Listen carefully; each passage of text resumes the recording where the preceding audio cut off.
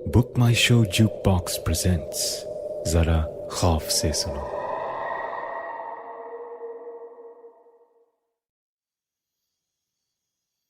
मैंने कितनी बार मम्मा को कहा रात को मेरे रूम की लाइट ऑन छोड़ दिया करे, लेकिन वो मेरी बात मानती ही नहीं। रोज रात को मेरे रूम में ना वो आ जाता है। मुझे नहीं पता उसे क्या कहते हैं, वो कौन है, लेकिन आई नो वो ना मेरे रूम के फ्लोर में से निकल के आता है। समटाइम्स वो वहीं बैठा रहता है, लेकिन पता नहीं क्यों वो किसी और को नहीं दिखाई देता, सिर्फ मुझे दिखाई देता है। बहुत स्कैरी है वो, ब्लैक कलर का। मैं रिया की माँ हूँ। मैंने सारी कोशिशें कर ली रिया को समझाने की कि ये मॉन्स्टर्स कुछ नहीं है, उसके दिमाग का वहम है, उसके अपने मन का डर, लेकिन उसकी समझ में ही नहीं आती। मैं इस बात से परेशान हूँ, लेकिन मैं अभी इसे प्रॉब्लम नहीं मानती क्योंकि अदरवाइज रिया इज फाइन। मेरी मम्मा जब आती है ना तो मुझे बस यही कहती है, overcome your fear, overcome your fear. अपने मन से डर निकाल दो। अगर तुम उस पर हंसोगे जो तुम्हें डरा रहा है तो वो डराना छोड़ देगा, चला जाएगा, गायब हो जाएगा। लेकिन मैंने ये सब ट्राई किया है, फिर भी he is there every night. मुझे नहीं पता अब मुझे क्या करना चाहिए। करण, लिसन, 2 दिन ना तुम इन बच्चों के साथ या उनके मम्मी डैडी के साथ मिलकर बिताओगे ना तो बाकी हफ्ते भर छुट्टी लेकर घर पर ही पड़े रहोगे। सो मुझ पर हंसने की जरूरत नहीं है। Do you know about this Riya? मेरे क्लास में है और रोज क्लास में वो सोती है क्योंकि रात को उसे घर पर अपने रूम में मॉन्स्टर दिखता है और नेचुरली डर के मारे वो सो नहीं पाती। मैंने उसकी मदर को बुलाया तो उसने भी आकर मुझे सुना दिया कि अब वो क्या कर सकती है। वर्किंग मदर है ना, वो हर तरह से अपनी बेटी को समझा चुकी है, लेकिन उसकी बेटी की इमेजिनेशन ही इतनी स्ट्रॉन्ग है।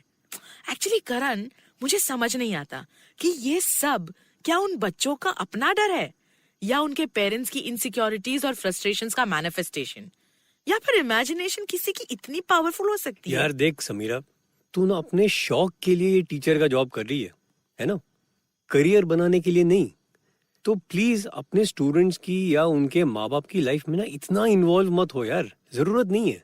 हाँ करण, ओके, मेरे हस्बैंड ने तो बात सही की, लेकिन नेक्स्ट डे जब मैं स्कूल पहुंची तो अगेन रिया अपना सर टेबल पर रख के सो रही थी।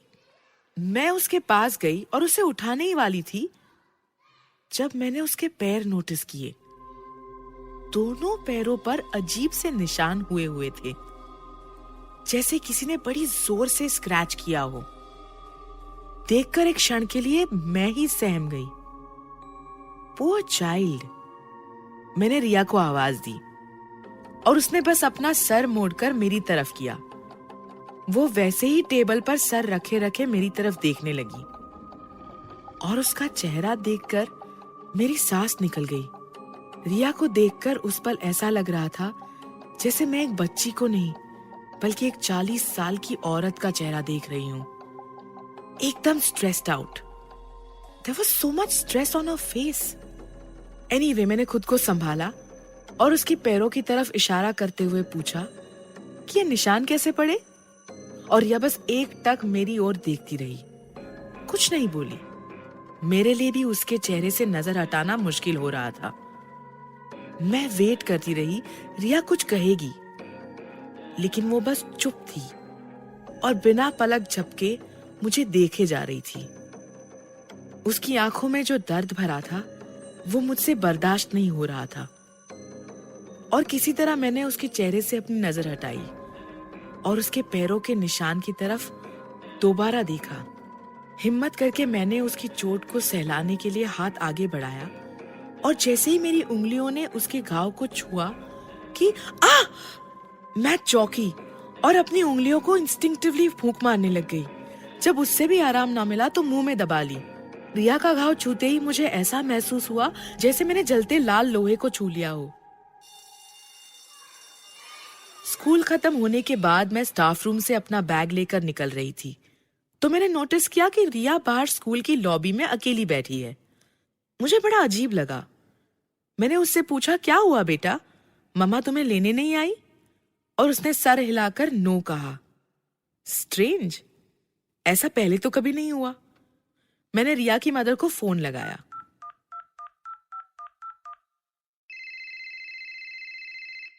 लेकिन बेल बजती रही, किसी ने पिकअप ही नहीं किया।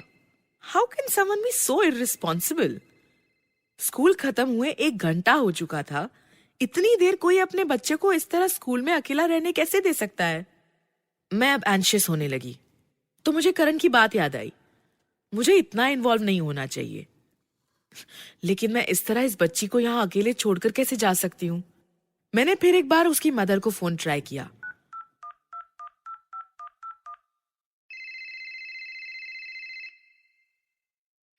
और जब अब भी कोई जवाब नहीं मिला तो मैंने डिसाइड किया कि मैं रिया को उसके घर छोड़ दूंगी। वैसे तो स्कूल का प्यून या आया ये काम कर ही देते, लेकिन मेरी भी तो कोई रिस्पॉन्सिबिलिटी है अपने स्टूडेंट्स की ओर। मैं इसकी माँ जैसे इररिस्पॉन्सिबल औरत नहीं हूँ। मैंने स्कूल के ऑफिस से रिया का एड्रेस लिया और मैं रिया को लेकर स्कूल से निकली। रास्ते में रिया बिल्कुल सहमी हुई सी बैठी रही, मुझसे चिपक कर, और रह रहकर वो अपने पीछे देखे और उसके चेहरे पर एक डर सा बढ़ता जाए। मैंने पूछा कि पीछे क्यों देख रही हो रिया बार बार? और वो बस एक ही बात करती रही। वो आ जाएगा टीचर, वो आ जाएगा तो। कोई नहीं आएगा बेटा, ट्रस्ट मी, मैं हूं ना तुम्हारे साथ। तुम पीछे देखो ही मत, कोई नहीं है और कोई नहीं आ रहा है। हम रिया के बिल्डिंग पहुंचे और सीधे 3rd फ्लोर के फ्लैट 309 की मैंने बेल बजाई। काफी बार बेल बजाने के बाद किसी ने दरवाजा खोला, लेकिन मुझे कोई नजर नहीं आया। और जैसे ही मैं उस हाफ ओपन डोर से अंदर की तरफ झांकने लगी तो रिया की माँ दरवाजे के पीछे से अपीयर हुई। वो खुद ही इतनी डरावनी लग रही थी। उसके बाल उलझे हुए, खुले हुए, कपड़े जैसे 2 दिन से बदले ना हो। और उसने रिया को देखकर कहा, इसे यहाँ क्यों ले आई? रिया को यहाँ क्यों ले आई तुम? मैंने जरा ताकत लगाकर दरवाजा पूरी तरह खोला और रिया को लेकर अंदर बढ़ी। रिया की माँ ने फौरन दरवाजा बंद कर दिया और वो इधर उधर देखने लगी। She was behaving very strange. घर के अंदर जब मैंने अपने चारों ओर देखा, घर बहुत ही गंदा हुआ था, जैसे ना जाने महीनों से साफ ना किया गया हो। सारी खिड़कियां बंद थी एंड बहुत ही डिप्रेसिव माहौल हो रहा था। रिया एक कोने में जाकर बैठ गई। ना रिया ने अपनी माँ से कुछ कहा, ना ही माँ ने रिया से। मुझसे तो उस कमरे का माहौल ही बर्दाश्त नहीं हो रहा था, सो मैंने आगे बढ़कर विंडोज खोल दी। कुछ फ्रेश हवा अंदर आई, लेकिन कुछ सेकंड्स के बाद मुझे फिर से अजीब सी घुटन महसूस होने लगी। मेरी समझ में नहीं आ रहा था कि मैं क्या करूं। मैंने रिया की ओर देखा और पूछा, रिया, रिया तुम्हें भूख लग रही है? प्यास लग रही है? मैं देखूं फ्रिज में? ऑब्वियसली रिया की मदर कुछ भी करने के हाल में ही नहीं दिख रही थी। फॉर अ मोमेंट मैंने सोचा I should call a doctor, लेकिन पहले मैं अंदर गई किचन में और फ्रिज खोला। मेरी चीख निकल गई। फ्रिज के अंदर न जाने कितने दिन या महीनों पुराना खाने का सामान रखा हुआ था। उसमें से बदबू भी आ रही थी और कुछ स्टफ पर तो कीड़े चलते हुए दिख रहे थे।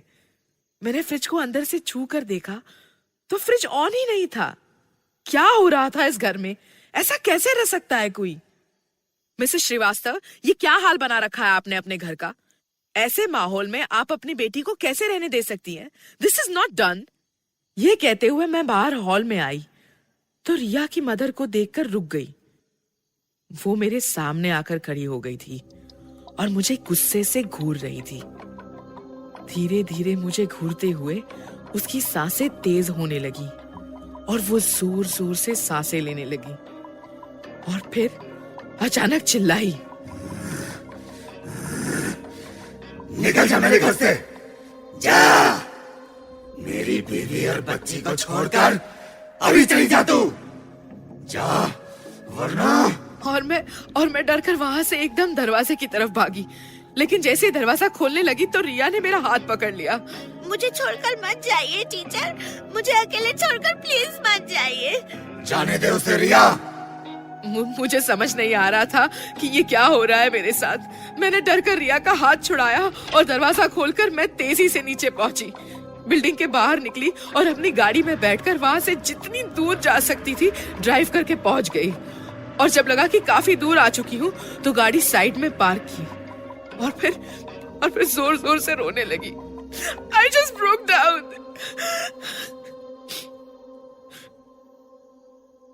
कुछ 5 मिनट बाद मैंने खुद को कंट्रोल किया और अगल बगल में देखा। आई डोंट नो मैं कहाँ थी। मैंने करण को फोन लगाया और उससे बस इतना कहा, Karan come and get me please. पूरा 1 महीना समीरा हॉस्पिटल में थी। इतना बुरा नर्वस ब्रेकडाउन था उसका कि she had to be kept under observation for a whole month. और पूरे महीने वो चुप रही। मुझे गुस्सा ये आ रहा था कि मैं ये तक नहीं जानता था कि समीरा का ये हाल हुआ क्यों। उसके स्कूल में भी पूछा तो किसी को कुछ पता नहीं था। जब फाइनली समीरा हॉस्पिटल से डिस्चार्ज होकर घर आई तब उसने मुझे पूरा किस्सा बताया। करण, मैं अब भी वो सब दिमाग से भुला नहीं पा रही हूँ। I understand love. Look, I am sorry but मुझे उस बच्ची के पेरेंट्स से मिलना है। नहीं Karan, please just help me forget it all. हो सके तो कुछ दिन छुट्टी ले लो ना ऑफिस से, कहीं हॉलिडे पे चलते हैं, कोई nice pretty quite place. Sure love, जरूर। मैं आज ही ऑफिस में इन्फॉर्म कर देता हूँ, हम कल निकल जाएंगे। लेकिन जाने से पहले मुझसे रहा नहीं गया। मेरे अंदर बहुत गुस्सा भरा था। जिन लोगों की वजह से मेरी समीरा का ये हाल हुआ है, मैं उनसे एक बार मिलकर कम से कम अपनी मन की भड़ास तो निकाल लूं। सो स्कूल से रिया का एड्रेस लेकर मैं उसके घर पहुंचा। मैं 3rd फ्लोर के फ्लैट नंबर 309 की बेल बजाए जा रहा था जब बगल के फ्लैट का दरवाजा खुला और एक अंकल ने झांक कर मुझसे पूछा, किससे मिलना चाहते हो तुम? अंकल जी, ये यहाँ रिया रहती है, मैं उसके पेरेंट्स से मिलना चाह रहा था, मिस्टर एंड मिसेस श्रीवास्तव। तुम उनके रिश्तेदार हो? नहीं, मेरी वाइफ उन्हें जानती है। तो तुम्हें पता नहीं? क्या अंकल जी? बेटा, यहाँ कोई नहीं है, वो तीनों जन मर चुके हैं। व्हाट? कब? कैसे? अंकल जी से जो सुना वो सुनकर मेरे होश उड़ गए। सर्टेनली हम एक अजीब सी दुनिया में रहते हैं। यहाँ नॉर्मल, पैरानॉर्मल सब एक साथ हमारे चारों तरफ एग्जिस्ट करता है। यकीन करो ना करो तुम्हारी मर्जी, वरना जो अंकल जी ने मुझे बताया उसे और किस तरह एक्सप्लेन किया जा सकता है। रिया के फादर मिस्टर श्रीवास्तव की डेथ एक एक्सीडेंट में कई साल पहले हो चुकी थी। एक्चुअली ये भी कहना मुश्किल है कि वो एक्सीडेंट ही था या मर्डर। मिस्टर श्रीवास्तव अपनी बैल्कनी से नीचे गिर गए थे। नेबर्स का कहना है कि हस्बैंड वाइफ में आए दिन लड़ाई झगड़ा होता रहता था। मिस्टर श्रीवास्तव कुछ काम नहीं करते थे और ऐसे में मिसेस श्रीवास्तव बच्चा पैदा करना नहीं चाहती थी। लेकिन मिस्टर श्रीवास्तव ने अपनी जिद पूरी की। रिया पैदा हुई और मिस्टर श्रीवास्तव अपनी बेटी से बहुत प्यार भी करते थे। उसके बाद मिसेस श्रीवास्तव ने नौकरी ज्वाइन की और वही घर भी चलाती थी। लेकिन नेचुरली उनकी फ्रस्ट्रेशंस बढ़ती रहीं और फिर एक दिन मिस्टर श्रीवास्तव बिल्डिंग कंपाउंड में नीचे डेड पड़े मिले। उसके बाद अक्सर उनके घर से स्ट्रेंज आवाजें आती थी। फिर धीरे धीरे मिसेस श्रीवास्तव ने ऑफिस जाना भी छोड़ दिया। वो घर से बस स्कूल के लिए निकलती थी, रिया को ड्रॉप करने और पिकअप करने के लिए।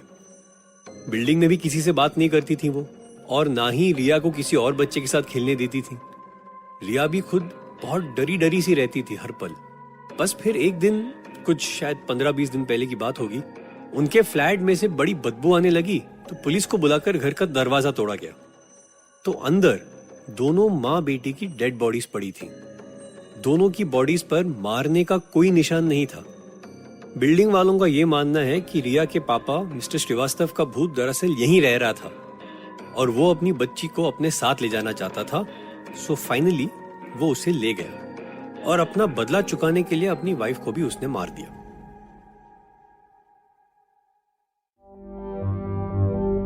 Believe It or Not was written by Isha Sharma and Satyam Tripathi. Directed by Satyam Tripathi with performances by Trupti Khamkar, Veera Saxena, Karthik Sitaraman and Omi Joshi. Come back next week for another horrifying story called The Curse, exclusively on BMS Jukebox.